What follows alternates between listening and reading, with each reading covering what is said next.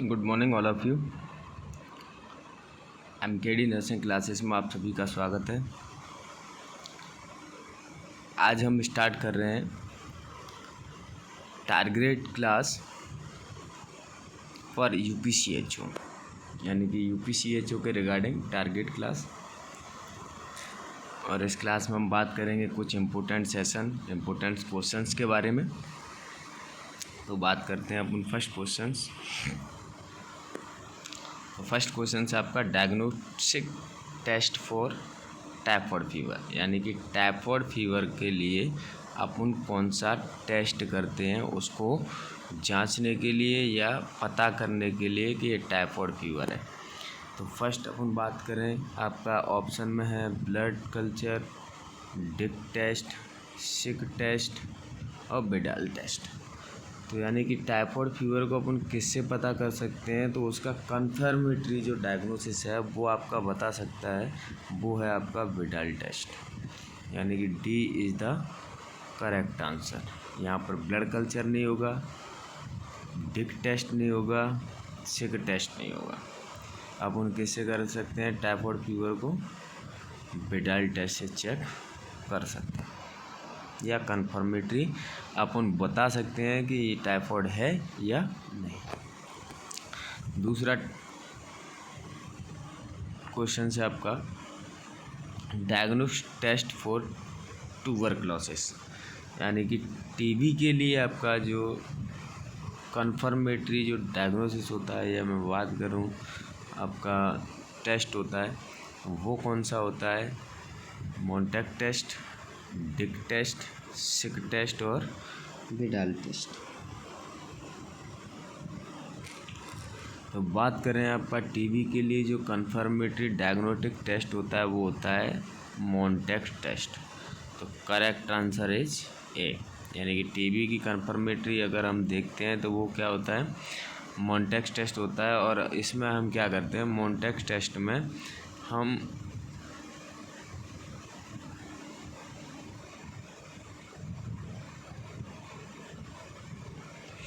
Tuberculin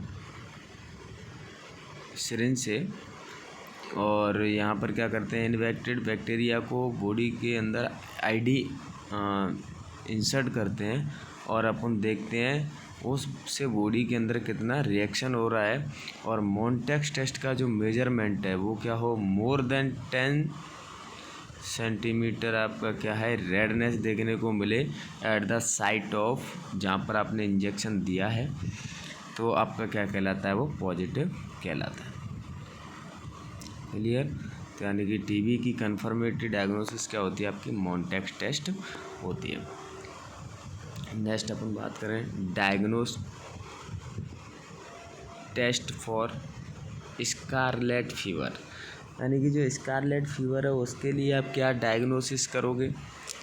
Montek test करोगे, Dick test करोगे, सिक test करोगे, या वेल फ्लिक्स करोगे? तो मोन्टेक टेस्ट जैसे अपन ने पढ़ा किसके लिए करते हैं? टीबी के लिए करते हैं। क्लियर?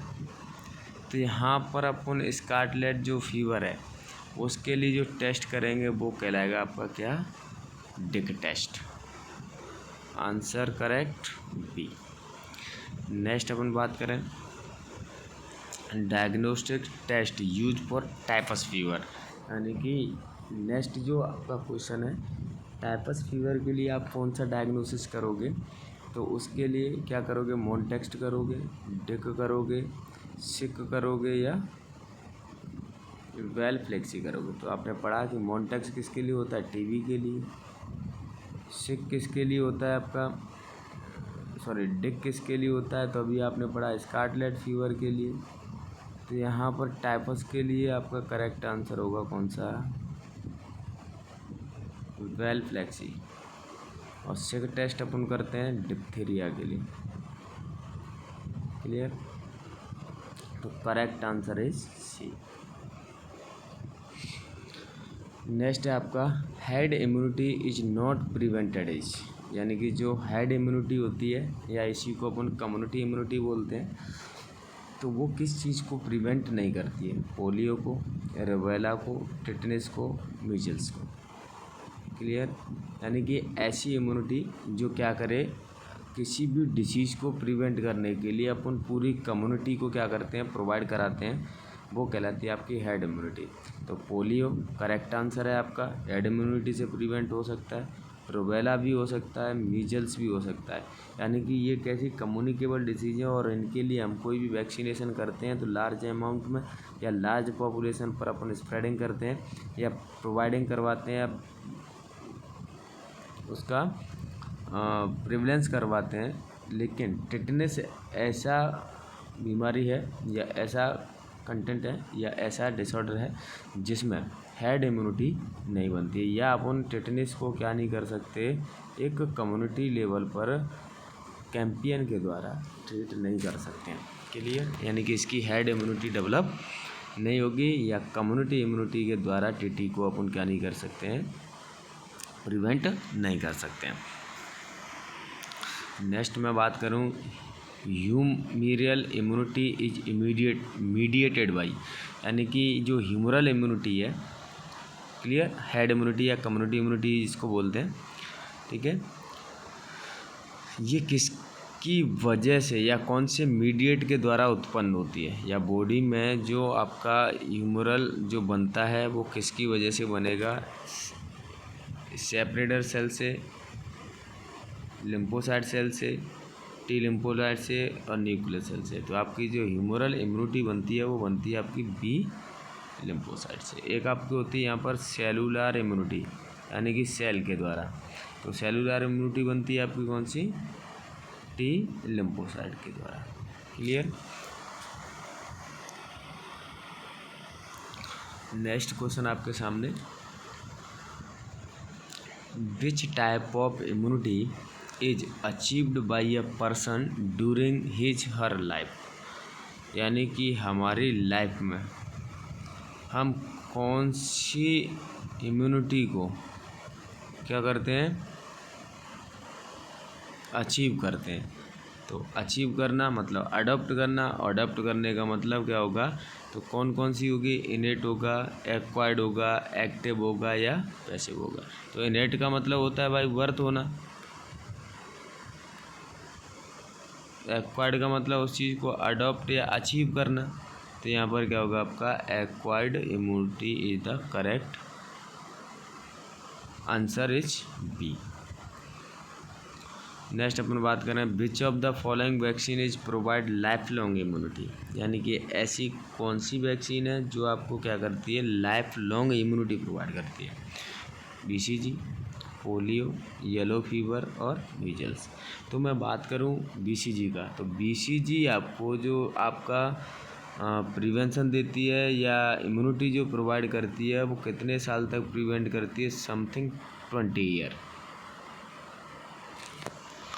पोलियो है, पोलियो आपका 5 ईयर तक आपको क्या देती है, प्रोटेक्शन देती है। येलो फीवर आपका 3 to 35 ईयर के लिए आपको क्या करती है, प्रिवेंट करती है। लेकिन मीजल्स एक ऐसी इम्यूनाइजेशन है या वैक्सीन है जो आपको क्या करती है, लाइफ लॉन्ग इम्यूनिटी प्रोवाइड करती है। क्लियर। नेक्स्ट आगे बात करें अपन, नेक्स्ट क्वेश्चन आपके सामने, which of the following communicable disease seen after disaster, यानी कि डिजास्टर के बाद में, यानी कि कहीं पर भी कोई भी आपदा होगी और उसके बाद अपन को मोस्टली कौन सी बीमारी वहाँ ज़्यादा देखने को मिलेगी, मीजल्स होगा, रूबेला होगा, मलेरिया होगा या मम्स होगा। तो इसका करेक्ट आंसर होगा आपका ए, मीजल्स आपको ज़्यादा देखने को मिलता है उस एरिया में। क्लियर। नेक्स्ट अपन बात करें, कोविशील्ड एंड कोवैक्सीन, ये कोवैक्सीन है, भी बना लेना, Covaxin is develop in which year, यानी कि कोविशील्ड और कोवैक्सीन कब डेवलप हुई थी। तो आपको पता है कोविशील्ड और कोवैक्सीन ये किसके लिए थी, कोविड-19 के लिए।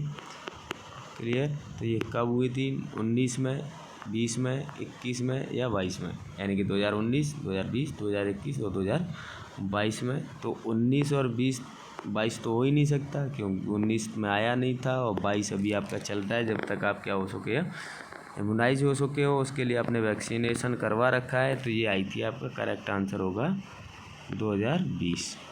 Correct answer is B.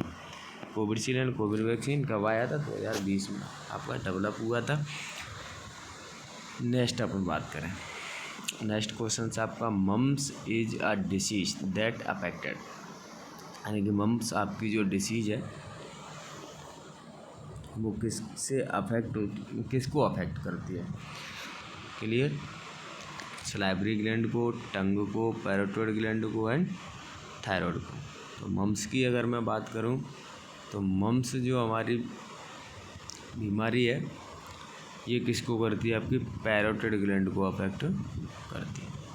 किसको करती है? पैरोटिड ग्लैंड को अफेक्ट करेगी।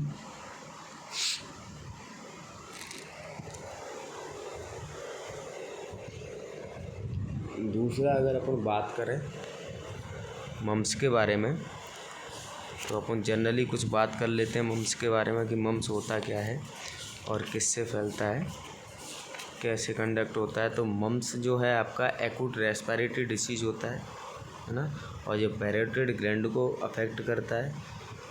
ये इसका जो पॉजिटिव एजेंट है वो पॉजिटिव एजेंट क्या है आपका? मिक्जो वायरस होता है। मिक्जो वायरस, पेरिटोटाइटिस, ये इसका पॉजिटिव एजेंट होगा।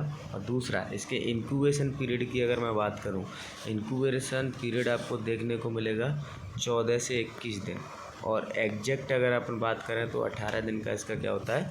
इंक्यूबेशन पीरियड होता है।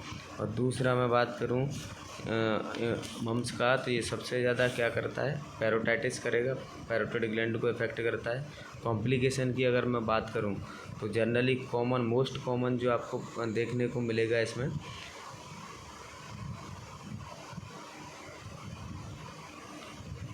यानी कि कॉमन इसका जो कॉम्प्लिकेशन देखने को मिलेगा, एसेप्टिक मेनिंजाइटिस देखने को मिलेगा। अगर मेल और मेल एंड फीमेल दोनों में स्पेशली अगर पूछ लिया जाए तो मेल में आपको ऑर्चाइटिस देखने को मिलेगा और फीमेल में यूफ्राइटिस देखने को मिलेगा। ये कुछ आपका क्या था? मम्स के बारे में डिस्क्रिप्शन था। नेक्स्ट क्वेश्चंस एंड सेशन का last questions, in a healthy camp conduct in a rural area, health camp conduct in a rural area. Clear? ये हेल्दी नहीं है, हेल्थ कैंप है। Health camp conduct in a rural area, the functions of the nurse manager include all of the following, यानी कि एक camp लगाया जा रहा है हेल्थ का एक रूरल एरिया में, यानी कि ग्रामीण क्षेत्र में क्या लगाया अपन ने? एक कैंप लगाया। किसके लिए? हेल्थ कैंप लगाया है। और इसमें जो मैनेजर नर्स है उसका क्या फंक्शंस है एक को छोड़ करके, यानी कि और सब फंक्शंस हैं नर्स के लेकिन एक नहीं है। तो फर्स्ट आपका है मेंटेनिंग रिकॉर्ड एंड रिपोर्ट। तो सही बात है, वो क्या करेगी? वहाँ पर जो भी जिसको मेडिसिन प्रोवाइड करेगी या जिस पेशेंट को अपन क्या करेंगे एजुकेशन देंगे या उसको हम क्या कर रहे हैं एग्जामाइन कर रहे हैं तो उसका रिकॉर्ड एंड रिपोर्ट लेंगे, ये भी बात सही है। दूसरा अपन क्या करेंगे? Writing prescription dictated bye physician, तो ये हम नहीं करेंगे, यानी कि डॉक्टर के द्वारा दिया हुआ प्रिस्क्रिप्शन या वो डिक्टेट कर रहा है उसको हम राइट करके लिख करके नहीं देंगे, वो फिजिशियन का काम होता है। ऑर्गेनाइजिंग फिजिकल फैसिलिटी, तो ये भी होता है, यानी कि जहाँ पर भी कैंप करने जा रहे हैं वहाँ की फिजिकल फैसिलिटी को ऑर्गेनाइज करना भी जो मैनेजर नर्स है उसका काम होगा। और क्या होगा? Conducting a health awareness programme, और हम वहाँ का क्या करेंगे? हेल्थ की अवेयरनेस के बारे में कोई भी प्रोग्राम को कंडक्ट करेंगे। तो ये ACD नर्स मैनेजर है जो, उसके आपको फंक्शंस देखने को मिलेंगे, लेकिन डॉक्टर के द्वारा बोली हुई दवा को लिख करके देने का उसका कोई भी फंक्शन नहीं होगा उस कैंप के अंदर। क्लियर? तो इसका करेक्ट आंसर क्या होगा आपका? बी।